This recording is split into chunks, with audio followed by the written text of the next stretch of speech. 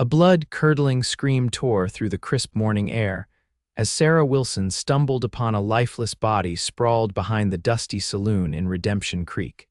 A discovery that would forever change her reputation in a town already suspicious of an unmarried woman living alone. Trembling, Sarah knelt beside the man, recognizing him as Henry Fletcher, the banker who had accosted her the previous evening with unwanted advances. A knife protruded from his chest, the handle gleaming in the pale dawn light.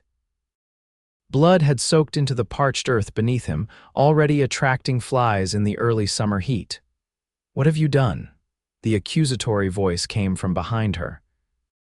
Sarah whirled around to find Martha Jenkins, the preacher's wife, standing with her hand clasped over her mouth, horror etched across her face. "Nothing, I just found him like this," Sarah protested, rising to her feet. But she knew how it appeared her kneeling over the dead man who had publicly insulted her the night before when she'd refused his proposition. Within the hour, nearly everyone in Redemption Creek gathered around the scene. The sheriff, a portly man with a perpetually sweaty brow named Barton Finch, pushed through the crowd, his eyes narrowing when they fell on Sarah. "Miss Wilson," he said, not bothering to hide the suspicion in his voice. "Convenient that you should find Mr. Fletcher." "I was taking my morning walk," Sarah explained, her voice steady despite the fear gripping her chest. "I heard what sounded like a groan and came to investigate. He was already dead when I arrived," the crowd muttered disbelievingly. Sarah knew what they saw: a 30-year-old woman who had arrived in their town 6 months prior with no family, no husband, and a mysterious past. She'd kept to herself, taking in sewing and mending to make ends meet, politely declining invitations to social gatherings and church functions. "Sheriff," Martha Jenkins said, stepping forward, "everyone heard Mr. Fletcher propositioning Miss Wilson in the saloon yesterday evening. She threatened him." "I did no such thing," Sarah protested, but her words fell on deaf ears. "She said, and I quote, 'You'll regret speaking to me that way,'" Martha continued, her eyes gleaming with self-righteousness. Sheriff Finch folded his arms across his chest. "Is that so?" he asked, looking around at the nodding townsfolk. "Miss Wilson, I think you'd better come with me to answer some questions." As the sheriff led her away, Sarah caught the venomous whispers following her. Always knew there was something off about her. No decent woman lives alone unless she's hiding something. Probably one of those fallen women from a big city. Sarah kept her head high, even as tears threatened to spill from her eyes. This wasn't the first time she'd faced unjust accusations, but she feared it might be the most dangerous. The jail was a small building with 2 cells and an office area where the sheriff conducted his business. He sat Sarah down in a wooden chair across from his desk and began his questioning. "Where were you last night between midnight and dawn?" he asked, his pencil poised over a notepad. "In my home, sleeping," Sarah replied. "As I do every night. Can anyone verify that?" "I live alone, Sheriff," she said quietly. "Convenient," he muttered. "And what exactly was your quarrel with Mr. Fletcher?" Sarah sighed. "He approached me at the general store yesterday afternoon, suggesting that a woman like me living alone must be looking for companionship. When I declined, he became insistent. Later, at the saloon where I was delivering a mended tablecloth to Mr. Peterson, Mr. Fletcher cornered me again and made explicit suggestions. And you threatened him." "I told him he would regret speaking to me that way because I would report his behavior to you," Sarah clarified. "That was all." The sheriff scribbled something in his notepad. "Miss Wilson, in the 6 months you've been in Redemption Creek, you've shared precious little about yourself. Where did you come from? What brings a single woman to a remote town like ours?" Sarah swallowed hard. "I came from St. Louis. I needed a fresh start." "Why?" The sheriff leaned forward. "What happened in St. Louis that you're running from?" "I'm not running," she said too quickly. "I simply wanted a quieter life." "I'll be detaining you until I can determine what happened to Mr. Fletcher," the sheriff declared, standing up. "The knife needs to be examined, and I need to speak with potential witnesses." "Sheriff, I didn't kill that man," Sarah pleaded. "Then you have nothing to worry about," he replied, but his tone suggested otherwise. Sarah found herself locked in one of the cells, sitting on a hard cot with only her thoughts for company. Through the small barred window, she could see townspeople gathering in groups, undoubtedly discussing her and the murder. She closed her eyes, trying to push away memories of the last time she'd been unjustly accused, of how quickly people had turned on her then, too. Hours passed. The shadows lengthened across the floor of her cell as afternoon turned to evening. Sheriff Finch returned with a tray of food, a hunk of bread, and a bowl of watery stew, but offered no updates on his investigation. As night fell, Sarah heard the door to the sheriff's office open. Male voices murmured, too low for her to make out the words. Then footsteps approached her cell. A man she had never seen before stood beside Sheriff Finch. Tall and broad-shouldered, with dark hair that fell to his collar and a few days' worth of stubble shadowing his jaw, he wore trail-worn clothes and a gun belt that had seen better days. His eyes, a startling shade of green, assessed her with surprising neutrality given the circumstances. "Miss Wilson, this is Vincent Grayson," the sheriff introduced. "Mr. Grayson claims he may have information relevant to Mr. Fletcher's death." Sarah stood, hope fluttering in her chest. "What information?" Vincent Grayson tipped his hat slightly. "Madam, I rode into town late last night. Took a room above the saloon. Around midnight, I heard an argument outside my window. Fletcher and another man, they were arguing about money." "Did you see who killed him?" Sarah asked eagerly. "No," Grayson admitted, "but I heard the struggle. And it was a man's voice cursing when it happened, not a woman's." "And you're just now coming forward with this information?" the sheriff asked skeptically. Grayson shrugged. "Been working my cattle most of the day, just got back into town and heard you'd arrested a lady for the murder. Figured I should tell you what I know." Sheriff Finch frowned. "This doesn't clear her entirely, could have been an accomplice." "Sheriff," Grayson said, his voice hardening, "what purpose would this woman have in killing Fletcher with help? If she wanted him dead for his unwanted advances, she'd likely do it herself or not at all. And from what I gather, she hasn't been in town long enough to form the kind of alliances needed for murder conspiracies." Sarah stared at the stranger, astonished by his logical defense of her. The sheriff shifted uncomfortably. "I can't release her without more evidence. The town's already riled up." "Then I suggest you find that evidence and quick," Grayson replied, "because holding an innocent woman while the real killer walks free isn't justice." He turned to Sarah. "Don't worry, Miss Wilson, truth has a way of coming out." With that, he nodded at both of them and left, his spurs jingling softly with each step.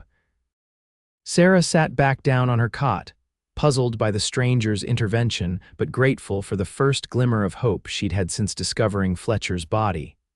The following morning, Sarah awoke to commotion in the sheriff's office. Through her cell door, she could see several men gathered around Finch's desk, arguing heatedly. "She's a witch," one man shouted. "First Ned's livestock starts dying after she refused to mend his wife's dress, and now Fletcher's dead after he insults her." "That's ridiculous," another voice countered Vincent Grayson's, she realized. "Ned Carter's cows died of that fever that swept through last month, same as 3 other ranches." "Why are you defending her?" the first man demanded. "You don't even know her." "Because I know injustice when I see it," Grayson replied calmly, "and this town is about to commit a grave one." Sheriff Finch raised his hands. "Gentlemen, please, I'm conducting an investigation according to the law." "The law?" a third man scoffed. "Fletcher was well-liked and wealthy. His brother's arriving from Denver tomorrow. If you haven't found the real killer by then, there's going to be trouble." The implied threat hung in the air. Sarah felt a chill run down her spine. She'd heard stories of frontier justice, of hangings conducted by angry mobs when they felt the law was moving too slowly. The men eventually dispersed, leaving only Grayson and the sheriff. Sarah couldn't hear their conversation, but she saw Grayson hand the sheriff something before departing as well. Later that morning, Sheriff Finch approached her cell. "It appears Mr. Grayson was correct about Fletcher arguing with someone," he said grudgingly. The bartender at the saloon confirmed hearing an argument between Fletcher and Thomas Reed, who owed Fletcher a substantial gambling debt. Hope surged within Sarah. Then you'll release me, the sheriff hesitated. Not yet, I need to question Reed first, but… He lowered his voice. Miss Wilson, I should warn you, even if you're cleared of this murder, the town has turned against you. There's talk, rumors about your past. What rumors? Sarah asked, though she could guess. That you were run out of St. Louis for practicing witchcraft. That you seduced a married man and his wife killed herself in grief. The sheriff looked uncomfortable. People fear what they don't understand, and you've made no effort to help them understand you. Because my past is my own, Sarah replied, her voice tight. I've harmed no one in this town. I've kept to myself, done honest work. That's just it, Finch interrupted. Keeping to yourself makes people suspicious in a place like this. Communities survive out here because people rely on each other.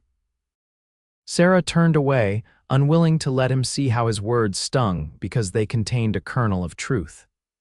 She had isolated herself, afraid that getting close to anyone would eventually lead to questions she couldn't answer, secrets she couldn't share. By evening, the town's mood had grown even more hostile.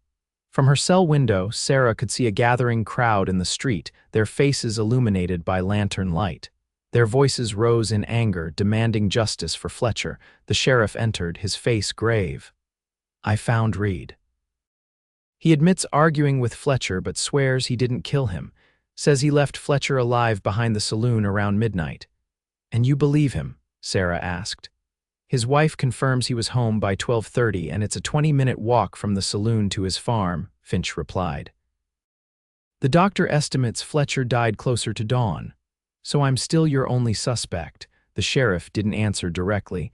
That mob out there is growing restless. Fletcher's brother arrived early and he's stirring them up. He hesitated. Miss Wilson, if you have anything to tell me about your past, about what really happened with Fletcher, now would be the time. Sarah stood, gripping the cell bars. I've told you everything about Fletcher. As for my past. She closed her eyes briefly. Sheriff, I was married once in St. Louis. My husband was a prominent businessman named Randall Foster. He died under suspicious circumstances, and because I was to inherit his fortune, I was accused of poisoning him. The sheriff's eyebrows rose. Were you guilty? No, Sarah said firmly. I loved my husband. But his business partner, who was embezzling from their company, saw an opportunity to cover his tracks and frame me. I was acquitted at trial when the evidence fell apart, but the damage to my reputation was done. No one would associate with me. I couldn't even buy groceries without being spat upon. So you came here under a false name. Wilson was my maiden name, Sarah explained. I didn't want to lie, but I couldn't bear to start over with the weight of scandal attached to me. I thought if I kept to myself, caused no trouble. The sheriff's expression softened slightly. I understand why you hid your past, but surely you can see how it looks now. A woman with a history of being accused of murder, now accused again. A commotion outside interrupted their conversation. The crowd's volume increased dramatically, and Sarah heard someone yelling about breaking down the jail door. Sheriff Finch cursed. Stay back from the bars, he ordered, drawing his gun and moving toward the door. Before he could reach it, it burst open. Vincent Grayson stumbled in, blood trickling from a cut above his eye. He slammed the door shut behind him and barred it. They're coming for her, he gasped. Fletcher's brother has them whipped into a frenzy. They're talking about a hanging. The sheriff paled. I can't hold off a mob that size. Then we need to get her out of here, Grayson said, moving to Sarah's cell. Sheriff, the key. I can't just release her. You can, and you will, Grayson interrupted, his hand moving to his gun. Unless you want her blood on your hands, you know she didn't kill Fletcher. This is about her past, not justice. Finch hesitated, then reluctantly handed over the key. What I know doesn't matter if that mob gets hold of her. Grayson unlocked the cell. Miss Wilson, we don't have much time. Is there anything you need to get from your home? Sarah thought of the small cabin she'd been renting on the edge of town. My savings, hidden under a floorboard beneath the bed, and a locket. It has my parents' portraits inside. We'll try, Grayson promised, but if the mob is between us and your place, we'll have to leave without them. The pounding on the jailhouse door grew louder, wood splintering under the assault. There's a back door through my office, Sheriff Finch said, leading them hurriedly. I've got 2 horses tied up out back. Take them and ride hard. Don't stop until you're well clear of the county." "You're helping us?" Sarah asked, surprised. The sheriff looked uncomfortable. "I don't hold with mob justice, no matter what you may or may not have done in your past, and," he hesitated, "I don't think you killed Fletcher." The knife wasn't the type a woman would typically carry, and the angle of entry suggested someone taller and stronger. "Thank you," Sarah said sincerely. "Don't thank me yet," Finch replied grimly. "Getting out of town alive is far from certain." They slipped through the back door just as the front door of the jail gave way. Sarah could hear men shouting as they discovered her empty cell. Grayson helped her onto one of the horses, then mounted the other. Without a word, they spurred the animals into a gallop, heading away from the center of town. "We need to swing by your place," Grayson said as they rode. "Where is it?" "End of Pine Street, small cabin with a blue door," Sarah directed. "But if they've already, we'll see," he cut her off. "Hold on." They took a circuitous route through back alleys and side streets, avoiding the main roads where torches bobbed in the darkness as the mob spread out searching for them. Finally, they approached Sarah's modest cabin from behind, tethering their horses in a small grove of trees. "Wait here," Grayson instructed, drawing his gun. "No," Sarah objected. "I know where everything is. We'll be faster together."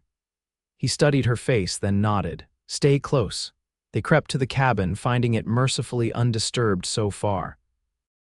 Inside, Sarah worked quickly by the dim light of a single match, prying up the loose floorboard beneath her bed and retrieving a small canvas pouch heavy with her savings and the gold locket that was her most treasured possession. She also grabbed a warm shawl and a small hunting knife, tucking both into her skirts. "Ready?" Grayson asked from his position by the window where he kept watch. Sarah nodded, taking one last look around the humble space that had been her home. "Ready." They were halfway back to the horses when shouts erupted from the direction of town. A group of men with torches had spotted them and were now racing toward the cabin. "Run," Grayson urged, pushing Sarah ahead of him. They reached the horses and mounted swiftly. Gunshots cracked through the night air as they spurred their mounts into a gallop, heading west out of town. Sarah ducked low over her horse's neck, her heart pounding in rhythm with the animal's hooves. They rode hard for nearly an hour, putting miles between themselves and Redemption Creek, before Grayson finally signaled for them to slow. They'd entered a rocky area where the horses had to pick their way carefully, the moon providing just enough light to avoid the most treacherous spots. "I think we've lost them for now," Grayson said, his voice low. "But they'll organize a proper posse by morning. We need to find shelter before dawn, somewhere defensible." "Where are we going?" Sarah asked, realizing she had blindly followed this stranger without questioning his intentions. "I have a small ranch about 20 miles west of here," Grayson replied. "It's isolated, hard to find unless you know it's there. We should be safe there while we figure out our next move." "Our next move," Sarah repeated. "Mr. Grayson, I appreciate your help, but I don't want to involve you further in my troubles. Once we're far enough away, I'll continue on alone." Even in the dim moonlight, she could see his expression harden. "Miss Wilson, that mob back there would have lynched you without a trial based on nothing but suspicion and rumors. I'm not about to leave you to fend for yourself in territory crawling with dangers far worse than angry townspeople." "Why do you care?" Sarah asked, the question that had been burning in her mind since he first spoke up for her. "You don't know me." Grayson was silent for a long moment, guiding his horse around a particularly large boulder before answering. "My sister was accused of theft by the wife of a wealthy rancher she worked for. The woman lost a necklace, claimed my sister stole it. No evidence, just her word against Clara's." His voice grew tight. "Before I could intervene, they'd already hung her. Found the necklace 2 days later, fallen behind a dresser." "I'm sorry," Sarah said softly. "Since then, I've had little tolerance for frontier justice or the way people are quick to condemn those who are different or vulnerable." He glanced at her. "When I heard they'd locked up a woman who kept to herself over the death of a man known for harassing ladies, it didn't sit right with me." They rode in silence for a while, the rhythmic sound of hooves on hard, packed earth the only noise apart from the occasional cry of a night bird. Sarah's mind raced with questions about this man who had risked his life for a stranger, with fears about what would happen next, with grief over losing yet another home. "We're being followed," Grayson said suddenly, interrupting her thoughts. Sarah twisted in her saddle, peering into the darkness behind them. "I don't see anything. 3 riders, keeping their distance, been shadowing us for about 20 minutes. His hand moved to his gun. "Could be part of the posse or could be opportunists who noticed 2 people fleeing town in a hurry." "What do we do?" "There's an old mining tunnel up ahead. We can use it to double back and come out behind them." Grayson guided his horse off the main trail and onto a barely visible path that wound upward. "Stay close and keep quiet." The path grew steeper, forcing them to dismount and lead their horses. Sarah's legs ached from the unaccustomed riding, and her hands were raw from gripping the reins so tightly.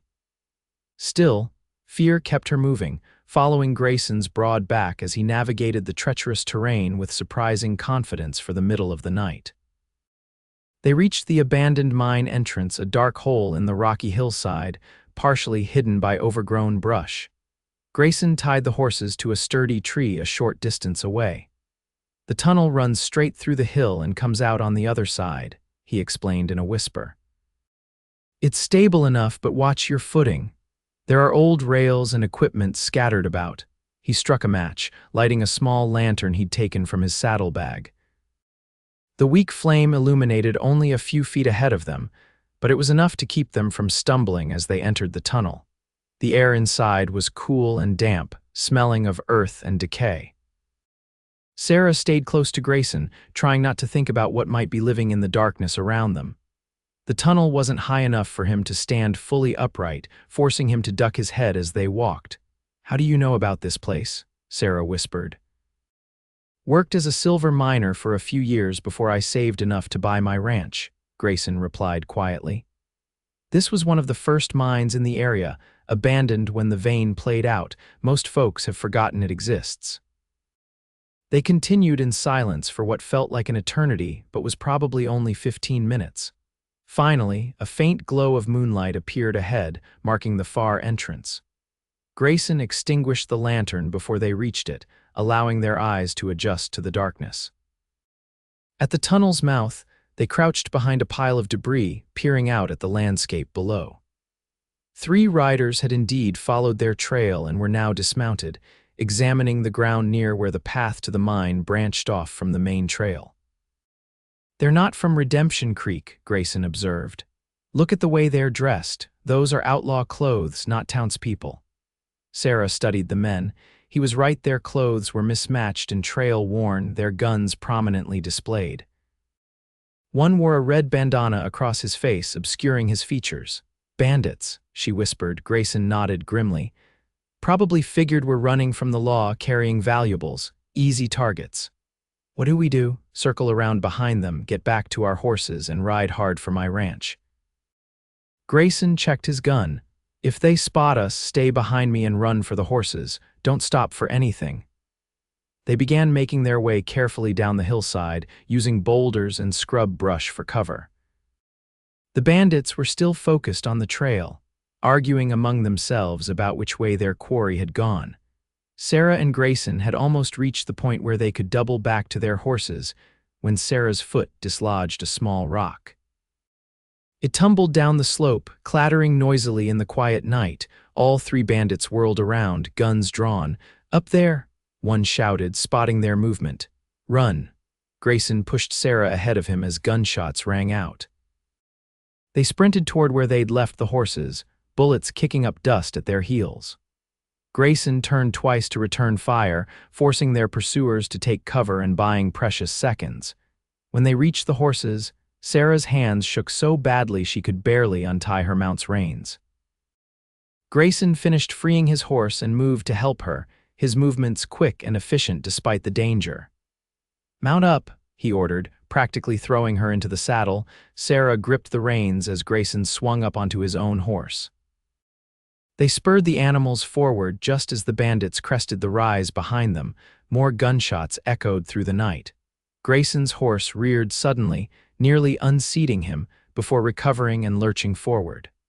Sarah saw blood darkening the animal's flank where a bullet had grazed it. "Keep riding," Grayson shouted when she glanced back in concern. They thundered across a shallow creek and into a dense copse of trees, the brush and branches whipping at their faces and clothes. Behind them, they could hear their pursuers crashing through the vegetation, but the sounds grew fainter as the distance between them increased. Dawn was breaking by the time they emerged from the woods into a small, sheltered valley. A modestly sized ranch house stood near a barn and corral, smoke curling lazily from its chimney. "Your ranch?" Sarah asked in surprise. "Someone's there."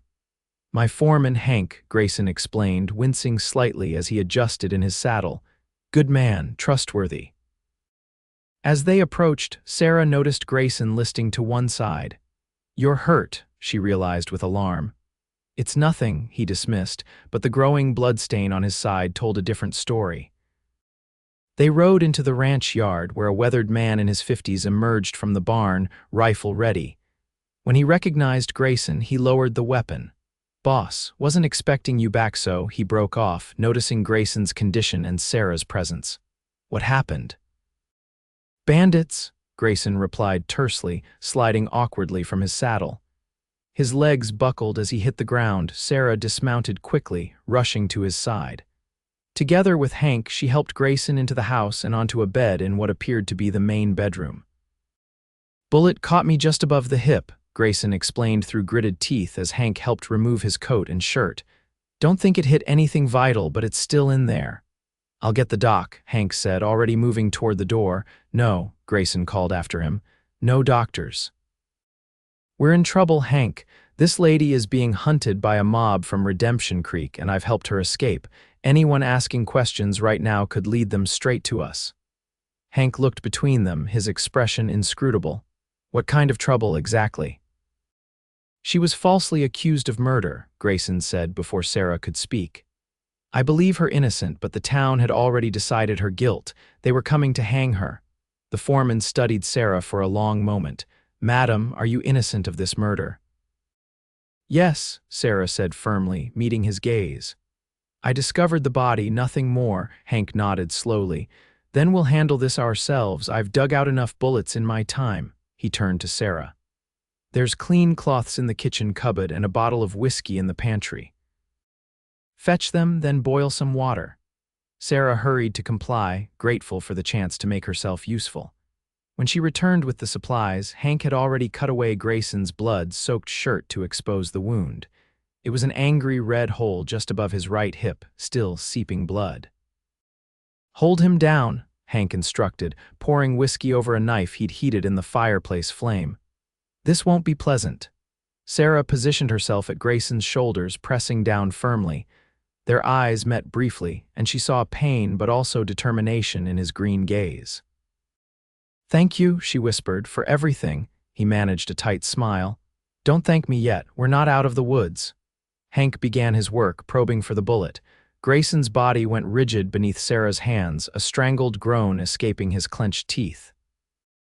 She murmured what she hoped were comforting words, her heart aching for this man who had risked so much for a stranger. After what seemed an eternity, Hank extracted the bullet, a misshapen lump of lead that he dropped into a bowl with a metallic clink. He cleaned the wound thoroughly with whiskey, then stitched it closed with neat, practiced movements before bandaging it tightly. "He'll need rest," Hank said when he'd finished, "and to stay off his feet for at least a few days. Fever's the main risk now." "I'll stay with him," Sarah volunteered immediately. Hank nodded. "I'll keep watch outside in case those bandits or the posse come calling." He hesitated. "Madam, I don't know your story beyond what the boss said, but he's a good judge of character. If he believes in you, that's good enough for me." After Hank left, Sarah pulled a chair close to the bed and settled in for her vigil. Grayson had fallen into an uneasy sleep, his face pale beneath his tan. She dampened a cloth and placed it on his forehead, studying his features properly for the first time. He was handsome in a rugged way, with lines at the corners of his eyes that suggested he smiled often, despite the gravity of their current situation. His hands, resting atop the blanket, were calloused and strong working hands that had seen their share of hardship. As the day wore on, Grayson developed a fever as Hank had feared. Sarah kept cool compresses on his forehead and neck, changing them frequently. When he grew restless, muttering incoherently, she spoke to him in soothing tones, telling him stories about her childhood in Missouri, about her dreams of someday having a small farm with fruit trees and chickens, about anything that came to mind. Night fell, and Hank brought her a simple meal of beans and cornbread, which she ate without really tasting it, her attention focused on her patient. The foreman reported no sign of pursuit, but said he'd keep watch through the night just in case. In the early hours of the morning, Grayson's fever broke. He opened his eyes, lucid but exhausted, to find Sarah dozing in the chair beside him. "Miss Wilson," he said, his voice raspy. She startled awake. "Mr. Grayson, how are you feeling?"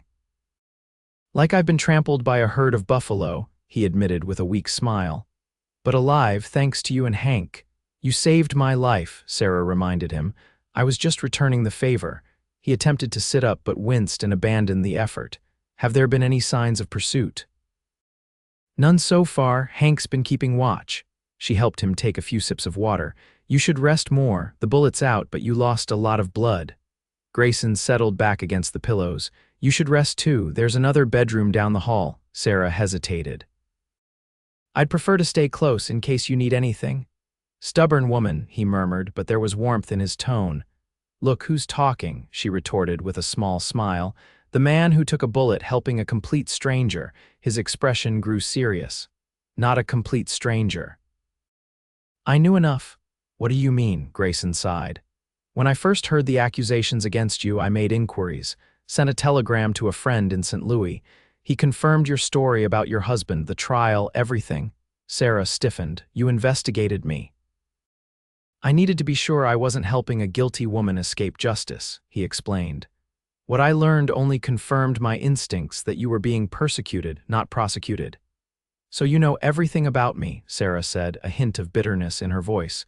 "All my secrets laid bare." "I know the facts," Grayson corrected gently. "Not the woman. Those are two very different things." Their conversation was interrupted by Hank's arrival with fresh bandages. Sarah excused herself to prepare breakfast, needing time to process this revelation. As she worked in the kitchen, mixing batter for biscuits and frying bacon, she tried to sort through her conflicting emotions. On one hand, she felt exposed, her carefully guarded privacy violated. On the other, there was a strange relief in knowing that Grayson had learned the worst about her and still chosen to help, still looked at her with respect rather than suspicion or disgust. When she returned to the bedroom with a tray of food, Grayson was propped up against the headboard, looking slightly stronger. Hank had helped him into a clean shirt, though it hung loose on his frame. "That smells wonderful," Grayson said appreciatively as she set the tray across his lap. "It's just simple fare," Sarah demurred. "After trail rations and Hank's cooking, simple fare is a feast." He took a bite of biscuit and closed his eyes in apparent bliss. "Even better than it smells." Sarah found herself smiling at his enthusiasm. "I worked as a cook's assistant in a hotel before I married. Picked up a few skills." They ate in comfortable silence for a few minutes before Grayson spoke again. "We need to discuss what happens next." Sarah set down her fork. "I've been thinking about that. Once you're well enough to travel, I should move on. The further away I get, the safer you'll be." "And where would you go?" Grayson challenged. "Alone, with limited funds, in territory where a woman traveling without protection is immediately suspect. I managed before," Sarah pointed out. "And ended up nearly lynched by a mob," he countered. "Miss Wilson's Sarah, if I may, the West is changing, but not fast enough for a woman alone to find true safety, especially one with a complicated past." "What are you suggesting?" Sarah asked, though she suspected she knew. Grayson met her eyes directly. "Stay here, at least until we're certain no one's looking for you anymore. My ranch is remote enough that visitors are rare, and Hank and I could use the help." "As what? Your housekeeper?" "As whatever you want to be," he replied simply. This place needs a woman's touch, and he hesitated, I've grown accustomed to your company even in these dire circumstances. Sarah studied him, trying to read the intention behind his words. Mr. Grayson, Vincent, he corrected. Vincent, she acknowledged with a small nod. I appreciate the offer, truly, but I've learned the hard way that dependency on others, especially men, can lead to disaster. My husband was a good man, but his death left me vulnerable to accusations I couldn't fight alone. I'm not asking for dependency, Vincent said. I'm offering partnership. This ranch has potential to be more than it is with the right people working together. The idea was tempting, more tempting than Sarah wanted to admit. After months of isolation in Redemption Creek, the thought of belonging somewhere, of building something alongside someone who knew her past and accepted it, stirred longings she'd tried to bury. Let me think about it, she finally said. At least until you're back on your feet. Vincent nodded, accepting this compromise. Fair enough. Over the next week, Vincent's condition improved steadily under Sarah's care. The wound showed no signs of infection, and his strength returned bit by bit. Sarah fell into a routine at the ranch, helping Hank with meals, tending to Vincent, and even learning to manage some of the basic ranch chores. There had been no sign of pursuers from Redemption Creek. Hank had ridden into a different town for supplies and reported hearing no gossip about a fugitive woman or a murder. It seemed the excitement had died down, or at least hadn't spread beyond the immediate area. One evening, as Sarah sat on the porch watching the sunset paint the western sky in brilliant oranges and purples, Vincent joined her, moving carefully but under his own power for the first time since their arrival. "Beautiful, isn't it?" he said, easing himself onto the bench beside her. "Breathtaking," Sarah agreed. "I never tire of it." "That's how I felt the first time I saw this valley," Vincent said, his voice soft with memory. "I was riding with a cattle drive, dead tired, saddle sore, and covered in dust. We crested that rise just as the sun was setting, and I knew right then that this was where I wanted to build my home." "You've built something special here," Sarah said sincerely. "It's a start," Vincent acknowledged, "but far from what it could be." He turned to face her. "Have you given any more thought to staying?" Sarah had thought of little else for days. "I have," she admitted, "but I'm still uncertain, not about wanting to stay, but about whether it's wise." "Why wouldn't it be wise?" "Because my past follows me," Sarah explained. "What happened in Redemption Creek proves that. If word gets out that I'm here, your reputation could suffer. Your business could suffer." Vincent was quiet for a moment, considering her words. "Sarah, do you know what people already say about me?" When she shook her head, he continued, "They say I'm standoffish, peculiar, that I keep too much to myself and don't socialize properly." "Sound familiar?" Despite herself, Sarah smiled. "We're a matching pair of misfits, then." "Exactly." Vincent's hand moved to cover hers on the bench between them. "Which is why I understand your caution, but it's also why I think we could build something remarkable together. People who have faced adversity know the value of a safe harbor." The warmth of his hand on her sent a flutter through Sarah's chest. "And what exactly are you proposing?" Vincent met her gaze steadily. "For now, a partnership. You stay here, help with the ranch, make this house a proper home. In return, you have protection, security, and a place to belong." His voice softened. "As for the future, I think we both know there's something growing between us that could be nurtured if you're willing." Sarah didn't pull her hand away. "I've been hurt before, Vincent. Not just by my husband's death, but by how quickly everyone I thought cared for me turned their backs when suspicion fell on me." "I know," he said simply. "And I can't promise we won't face challenges, but I can promise that I won't abandon you at the first sign of trouble. I've already taken a bullet for you, after all." The reference to his injury, delivered with a hint of humor, broke the tension. Sarah laughed softly. "You'll never let me forget that, will you?" "Not a chance," Vincent grinned. "It's my best bargaining chip." Their laughter faded into a comfortable silence as they watched the last rays of sunlight disappear behind the distant mountains. Sarah felt a peace she hadn't experienced in years, a sensation of rightness, of belonging, that she'd given up hope of finding again. "Yes," she said finally, her voice quiet but firm. Vincent turned to her. "Yes, Yes, I'll stay, Sarah clarified. As your partner in building this ranch, as for the rest, she gave him a small, hopeful smile.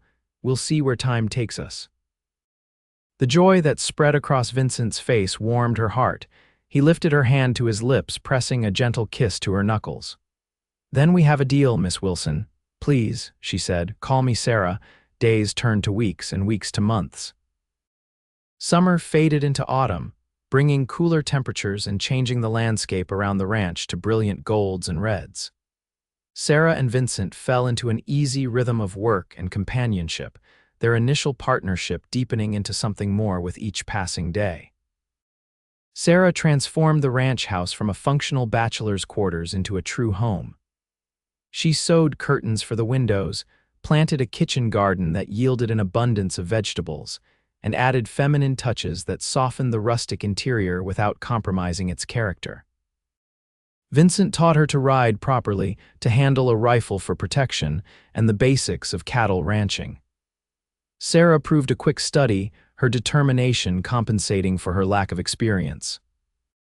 Soon, she was helping with roundups, and even negotiating with cattle buyers who came to the ranch, her business acumen from her former life proving unexpectedly valuable. Hank watched their growing closeness with quiet approval, occasionally sharing knowing glances with Vincent when Sarah wasn't looking.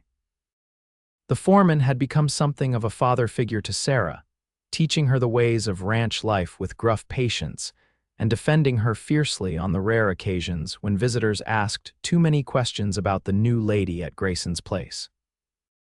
As winter approached, Vincent prepared to travel to Denver for the seasonal cattle sale. It would be the first time since Sarah's arrival that they would be separated for more than a day. I don't like leaving you, Vincent admitted the night before his departure as they sat before the fireplace after supper. Hank had already retired to his quarters in the barn, leaving them alone in the warm, lamp-lit room. We'll manage just fine, Sarah assured him, though the thought of his absence created a hollow feeling in her chest. It's only for 2 weeks. Hank will look after things, Vincent continued, but I still worry. About the ranch or about me? Sarah asked perceptively. Vincent sighed. Both. But mostly you. It's been months with no sign of trouble, but I can't help wondering if someone from Redemption Creek might recognize you if you have to go into town. Then I won't go into town, Sarah said simply. We have enough supplies to last until you return. Vincent reached for her hand, a gesture that had become familiar and comforting between them. Sarah, there's something I need to ask you before I leave. The seriousness in his tone made her pulse quicken. What is it? These past months have been the happiest of my life, Vincent began, his thumb tracing small circles on the back of her hand. Having you here, working alongside you, ending each day in conversation with you, it's more than I ever thought to have. For me as well, Sarah admitted softly. Vincent met her eyes. I know we agreed to see where time would take us, and perhaps it's still too soon, but life out here is uncertain, and I've learned not to waste opportunities when they present themselves. He took a deep breath. Sarah Wilson, would you do me the honor of becoming my wife? Though she had begun to hope for this moment, the actual question still took her breath away. Vincent, are you certain? You know what people might say if they learn about my past. I've never been more certain of anything, he replied without hesitation. And as for what people might say, let them talk. We'll build our future alone if we must. The echo of her own thoughts from months ago of how she'd wished for someone to stand with her against the world's judgment brought tears to Sarah's eyes. Yes, she whispered. Yes, I will marry you. Vincent's face lit with joy. He pulled her gently into his arms, his lips finding hers in a tender kiss that held all the promise of their future together. When they finally parted, he reached into his pocket and withdrew a small object. I had this made in town last month, he explained, opening his hand to reveal a simple gold ring with a small pearl set in the center.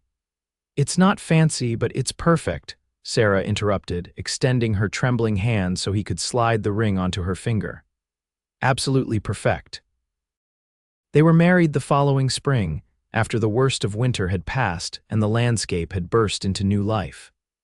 The ceremony was small, just Vincent, Sarah, Hank, and a circuit riding preacher who asked no questions about the bride's background. A few of Vincent's neighboring ranchers attended with their families, more curious than truly celebratory, but Sarah found she didn't mind their scrutiny. With Vincent beside her, his hand steady in hers as they spoke their vows, the opinions of others seemed to matter less than ever before. Their first year of marriage brought challenges: a harsh summer drought that threatened the cattle, an injury to Hank that left him bedridden for weeks, a fire in one of the outlying pastures that required all hands to battle. But it also brought deep joy: the completion of an addition to the ranch house, the successful breeding of a prize bull that would improve their herd for years to come, and the gradual acceptance of Sarah by the scattered community as Vincent's capable and devoted wife. On their first anniversary, Vincent surprised Sarah with a trip to a nearby hot springs resort, a rare luxury in the rugged territory.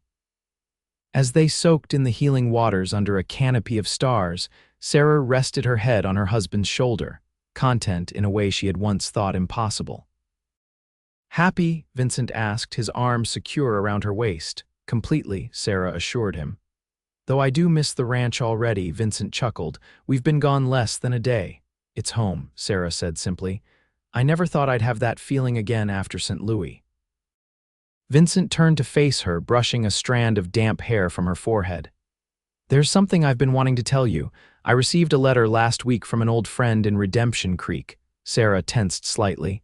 "Oh, they found Fletcher's real killer," Vincent said.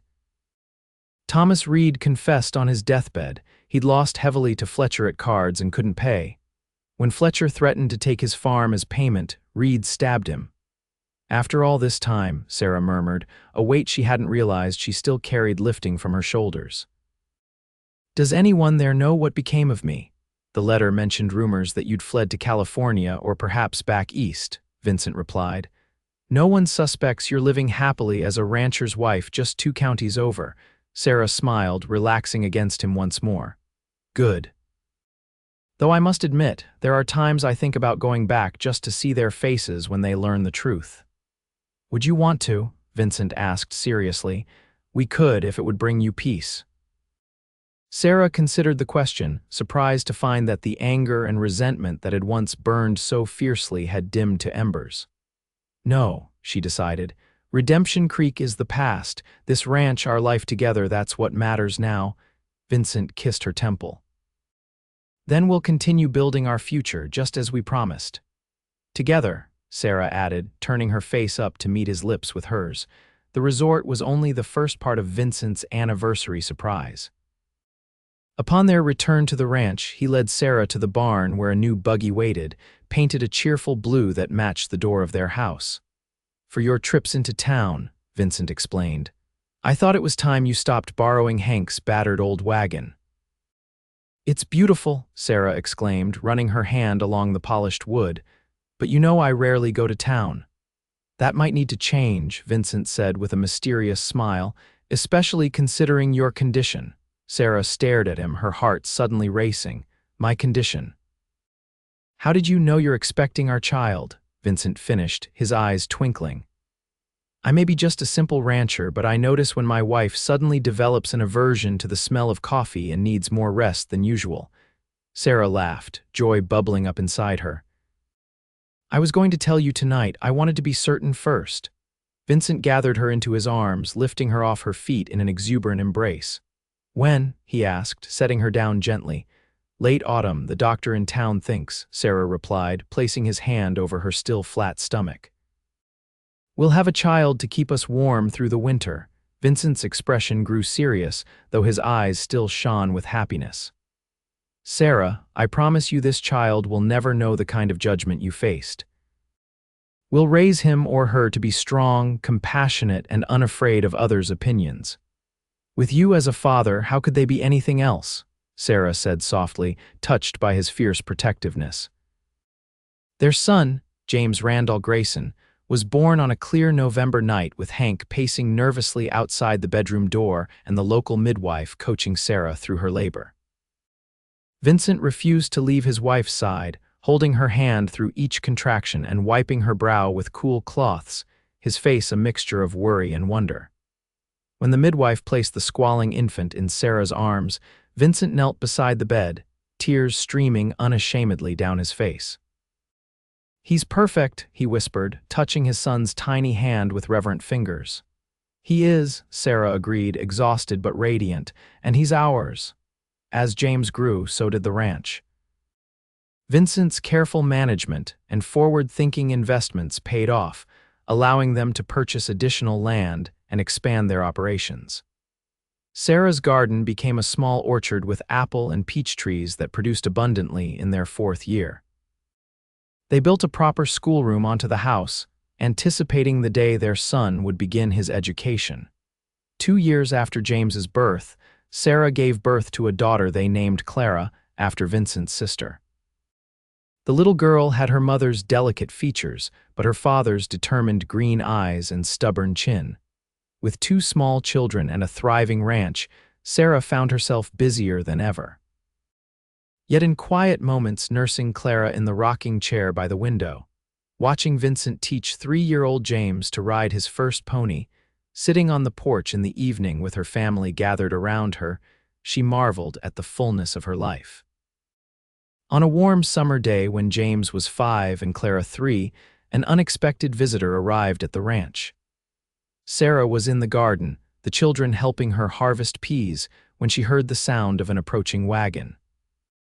Looking up, she shaded her eyes against the sun to see a vehicle she didn't recognize coming down the long drive. "James, take your sister inside and find Papa," she instructed, suddenly wary. Though years had passed since her flight from Redemption Creek, old caution died hard. The children obediently scampered toward the house, as Sarah removed her gardening gloves and smoothed her apron, preparing to greet the visitor with the composed dignity she'd cultivated as Mrs. Vincent Grayson. As the wagon drew closer, she recognized the driver with a shock that nearly buckled her knees. Sheriff Barton Finch of Redemption Creek, older and grayer but unmistakable, pulled his team to a halt a few yards from where she stood. "Mrs. Grayson," he said, tipping his hat. "Or should I say Mrs. Wilson, it's been a long time." "Sheriff Finch," Sarah acknowledged, fighting to keep her voice steady. "What brings you to our ranch?" Before he could answer, Vincent emerged from the barn, rifle in hand but held casually at his side. He approached to stand beside Sarah, his presence solid and reassuring. "Sheriff," Vincent greeted the man with cool politeness. "This is an unexpected visit." Finch climbed down from his wagon with the stiffness of advancing age. "Mr. Grayson, I apologize for arriving unannounced, but I've been tracking down Mrs. Grayson for some time." "Why?" Sarah asked, her hand finding Vincent's arm. The sheriff reached into his coat and withdrew an envelope. "Because I owe you an apology, madam. And because there's a matter of inheritance that needs resolving." "Inheritance?" Sarah repeated, confused. "Perhaps we should continue this conversation inside," Vincent suggested, his tone making it clear this wasn't merely a polite invitation. Once seated in the parlor, with Hank keeping the children occupied in the kitchen, Sheriff Finch explained his presence. "After Thomas Reed confessed to Fletcher's murder, I did some soul-searching," he began. "I knew I'd failed in my duty by allowing public opinion to cloud my judgment. I tried to find you to apologize, but the trail had gone cold." "How did you find us now?" Vincent asked. "Pure chance," Finch admitted. "I was in Denver last month for my niece's wedding. Overheard someone at the hotel mentioning a rancher named Grayson whose wife was the finest baker in 3 counties and had won the territorial fair's blue ribbon for her apple pie." Despite the tension, Sarah couldn't help a small smile. Her prize-winning pie had been a source of considerable pride. "That could have been any Grayson," Vincent pointed out. "True," the sheriff acknowledged. "But then they mentioned how this Mrs. Grayson had come to the territory under mysterious circumstances several years back, and how her husband had defied local gossip to marry her. It seemed worth investigating." "And now that you've found me," Sarah asked, "what is this about an inheritance?" Finch handed her the envelope he'd been holding. "Randolph Foster's business partner, the man who framed you for his murder, died in prison last year, Before he died, he signed a full confession, clearing your name completely. As a result, the portion of Mr. Foster's estate that was held in trust pending resolution of all legal questions has now been released to you as his rightful heir. Sarah stared at the envelope in her hands, scarcely able to comprehend what she was hearing. After all these years. The law moves slowly, madam, but it eventually finds the truth, Finch said. That envelope contains the details from Mr. Foster's attorneys in St. Louis. It's a considerable sum from what I understand. Vincent placed his hand over Sarah's. We appreciate you bringing this information, Sheriff, but I hope you understand our caution. The last time my wife encountered the law in Redemption Creek, she nearly lost her life. Finch nodded gravely. I understand, and I bear part of the responsibility for that. I should have stood firmer against the mob mentality that took hold. He looked directly at Sarah. I'm sorry, Mrs. Grayson, truly. The sincerity in his voice touched Sarah unexpectedly. Thank you, Sheriff, that means a great deal. Will you be returning to Redemption Creek now? Finch asked. There are those who would welcome the chance to make amends. Sarah exchanged a glance with Vincent before answering. This is our home, Sheriff. We've built our life here, and it's where our children are growing up. I have no desire to return to Redemption Creek, even with my name cleared. The sheriff seemed to understand. Then I wish you and your family continued happiness, Mrs. Grayson. You've created something special here. After Finch departed, Sarah and Vincent sat on the porch swing, watching their children play in the yard with Hank, who was teaching them to lasso a wooden practice steer he'd built. Are you truly content with never going back? Vincent asked, his arm around her shoulders. Sarah leaned into his embrace, considering the question. When I fled Redemption Creek, I thought I was leaving everything behind my past, any chance at respect or belonging, perhaps even my future. I was so certain I'd spend my life alone, moving from town to stay ahead of rumors and suspicion. She turned to look at the man who had changed everything. Instead, I found you, a man who said, then we'll build our future alone when everyone else turned their backs on me. Except we weren't alone, were we? We built something beautiful together. Vincent kissed her forehead tenderly. We did, and we'll continue building with or without the world's approval. Sarah smiled, watching as James successfully looped his small rope around the wooden steer's head, eliciting cheers from Clara and Hank. The inheritance changes nothing. Well, perhaps we'll add that schoolhouse sooner rather than later and maybe expand the orchard. Whatever you want, Vincent agreed. Our future is ours to shape. Together, Sarah said, echoing the promise they had made years before. As the sun began to set, painting the valley in the same glorious colors that had first captured Vincent's heart, Sarah reflected on the strange, winding path that had led her to this place. From a respected wife in St. Louis to an accused murderess, from a solitary seamstress in Redemption Creek to a fugitive. And finally, to this, a beloved wife, mother, and respected rancher in a community that had gradually come to value the Graysons for their integrity and hard work. The past no longer defined her. Here, on this land that she and Vincent had nurtured together, with their children growing strong and happy, Sarah had found more than just safety. She had found redemption of the truest kind, not from guilt, but from fear. Fear of judgment, fear of abandonment, fear of never belonging anywhere again. As the children ran to them, faces flushed with excitement and eyes bright with innocence, Sarah and Vincent welcomed them into their embrace, completing the circle of family they had created against all odds. In the end, it didn't matter what the world thought. They had built their future not alone, as Vincent had once declared they would, but together. And it was more beautiful than either of them had ever dared to dream.